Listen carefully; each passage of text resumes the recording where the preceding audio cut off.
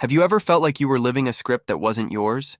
Have you ever stopped to consider if the path you're on today, your life choices, and even your greatest longings are truly yours, or echoes of a dream that doesn't belong to you? Ludwig Feuerbach, a German philosopher with a keen eye for the human condition, challenges us with the following reflection: man is what he eats. While this phrase is often interpreted in the literal sense of nourishment, Feuerbach was actually referring to something much deeper. The human being is shaped, constituted, and defined by what they absorb from their environment, their culture, their experiences, and above all, their most intimate relationships. And there is no environment more intimate and formative than the family. If we are what we eat, we are also, in a powerful and indelible way, what we internalize from the expectations, values, and yes, the dreams that are served to us daily at the family table, from our very first breath of life. The family, in this metaphorical sense, is our first banquet of purposes. From the earliest years of life, even before we are fully aware of who we are fed not only with food that nourishes the body, but with a vast and complex menu of ideas about what success is, what it means to be happy, what it means to be someone of value in this world. These ideas can come explicitly, like a father's voice insisting that his son follow the same family profession, maintaining an ancestral tradition, or from a mother who constantly suggests a certain university course because that's what offers a future. But these expectations can also be transmitted in more subtle, almost imperceptible ways, through gestures, glances, the success stories of relatives who are incessantly praised, or the constant valuing of a specific type of achievement, be it financial, academic, or social. When these foods are nutritious and genuinely aligned with the individual's true essence, that is, they encourage autonomy, creativity, passion, and the flourishing of their own most authentic talents and desires, the person grows with a sense of genuine purpose, an internal compass that points to what truly moves them. They eat what strengthens them, inspires them, and drives them to live a life that truly satisfies them, that resonates with their soul. However, the great danger, and for many the sad reality, lies in when we are, in a way, coerced or conditioned to eat what does not nourish us, what does not truly belong to us.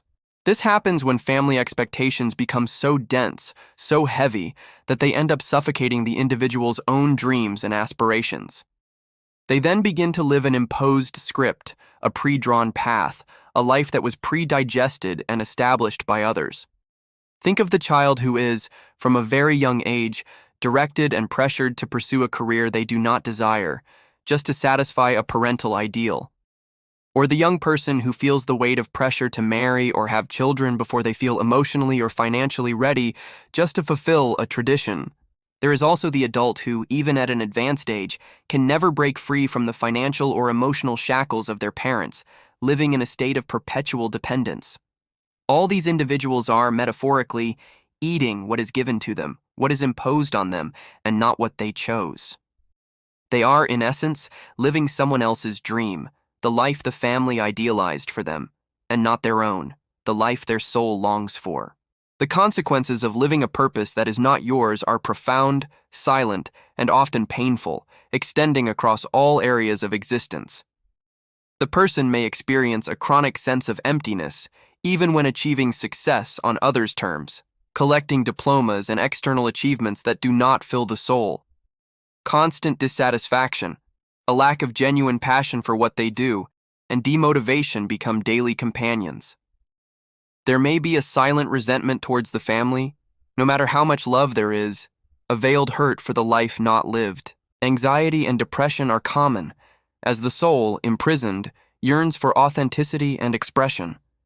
Life becomes a stage where a pre-written role is performed, and the true essence, the inner voice, remains hidden, unexplored, atrophied. The ability to make one's own decisions is gradually undermined, generating a dependence that prevents full growth and emotional maturity. This person often feels like a stranger in their own life, observing it from afar without truly inhabiting it. They are eating something that leaves them hungry inside, no matter how nutritious it may seem on the outside. Vital energy drains away, genuine joy is rare, and the feeling of authenticity is an unattainable luxury.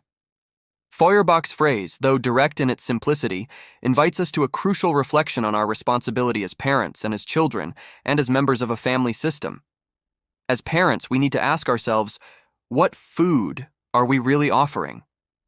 Are we nurturing our children's autonomy, creativity, and genuine discovery, or are we unconsciously trying to replicate our own ideals, our unfulfilled aspirations, or even our own frustrations in them? It's crucial to recognize and internalize that our children are not extensions of ourselves, nor are they opportunities to remake our own lives. They are individual beings, complete in themselves, with their own paths, gifts, and challenges. Our fundamental role is that of guides, of unconditional support for their passions, and of creating an environment where they feel safe to discover and pursue their own purposes, even if those purposes are radically different from ours, or seem to us, at first glance, risky or incomprehensible. This requires a loving detachment and the ability to celebrate their individuality above any projection or expectation. For those who, already in adult life, feel they are living someone else's purpose, the journey of self-rediscovery is essential and often painful, but deeply liberating. It's a process of gradual detoxification and learning to eat what truly nourishes the soul. The first step is awareness, recognizing that dissatisfaction, emptiness, lack of meaning, or persistent anguish may not be about you as a flawed individual, but about the script you are following, which is not yours. This can involve deep self-analysis, a dive into self-knowledge. What are my true desires? Those that make me feel alive and vibrant? What moves me? What inspires me? Regardless of external expectations or others' approval. What would I do if I wasn't afraid? The answer to these questions may come with time, through experimenting with new activities, individual therapy, or simply the courage to listen more attentively to oneself and silence external and internalized voices. The process of freeing oneself from an imposed purpose can indeed generate conflicts and discomfort in family dynamics. An individual's change can destabilize the established balance. It's important to be prepared for these reactions and, if possible, communicate your feelings and needs openly, always with respect, empathy, and without blame. The pursuit of authenticity doesn't mean abandoning family or drastically breaking ties, but rather redefining the relationship in a healthier, more honest, and respectful way for everyone involved. It's about seeking a dynamic balance between the sense of belonging and individual autonomy, between the family love that unites and the freedom to be who you were truly born to be. It's the ability to nourish yourself with your own truth, transforming "I am what I eat" into "I am what I choose and what nourishes me." Ultimately, Feuerbach's phrase reminds us that our identity and purpose are built from what we absorb and, more crucially, from what we choose to feed into our lives. The family, as our first and most powerful provider of emotional and existential food, has the capacity to nourish us for the life that is truly ours, or unfortunately to fill us with the life that was dreamed and planned by others. True fulfillment, deep meaning, and genuine joy are only achieved when we allow ourselves to live our own feast, made of authentic passions, conscious choices, and a purpose that resonates deeply with our soul. Did you like what you heard? Leave your like, share with those who need this reflection, and subscribe so you don't miss the next content that will transform your view of family and education.